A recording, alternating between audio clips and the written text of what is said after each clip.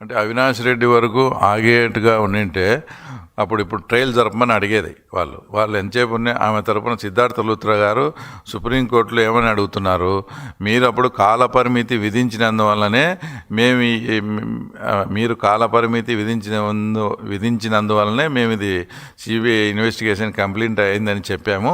మీరు ఆ కాలపరిమితి కానీ ఇప్పుడు కొంచెం సవరించండి, వీళ్ళు కొద్దిగా టైం ఇస్తే వీళ్ళు మళ్ళీ ఇన్వెస్టిగేషన్ చేసి సిబిఐ ఏదైతే పదే దీంట్లో లార్జర్ కాన్స్పిరెన్సీ ఉంది, పెద్ద కుట్ర ఉందని చెప్తారో ఆ కుట్రను భగ్నం చేసేదానికి సిద్ధార్థ లూత్రా గారు టైం అడిగారు. అదే మీరు అడిగినట్టు అవినాష్ వరకు ఆగిపోతే అది అడగాల్సిన అవసరం లేదు.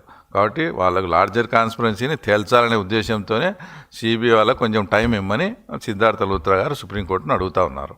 అంతే. అంటే వాళ్ళ చెంచా బ్యాచ్తో ఇది అట్లా జరగలేదు, ఇది ఇట్లా జరగలేదని ఏమేమో చెప్తున్నారు కదా. ఏమేమో చెప్తూ సెంట్రల్ ఫోర్స్ పెట్టి ఎలక్షన్ జరపమని అడుగుతున్నారు. అంటే అతని మనుషులు, అంటే సతీష్ రెడ్డి కావచ్చు, ఇట్లాంటి. నేనేం చెప్తానంటే, సరే ఇప్పుడు మీరు ఎమ్మెల్యే గెలిచి అసెంబ్లీకి పోలేదు, ఏం లేదు. తర్వాత మీరు ఇప్పుడు పులివెందులలో మమ్మల్ని రాజీనామా చేయమంటున్నారు.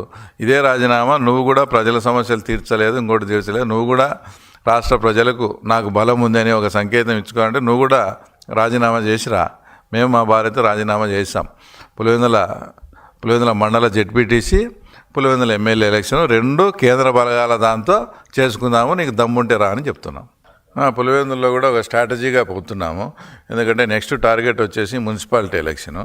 అందులో 33 వార్డులు ఉన్నాయి. వార్డుల పరంగా కూడా మేమంతా కొన్ని తీసుకొని తర్వాత కొన్ని ముఖ్యమంత్రితో మాట్లాడేవి కూడా ఉన్నాయి.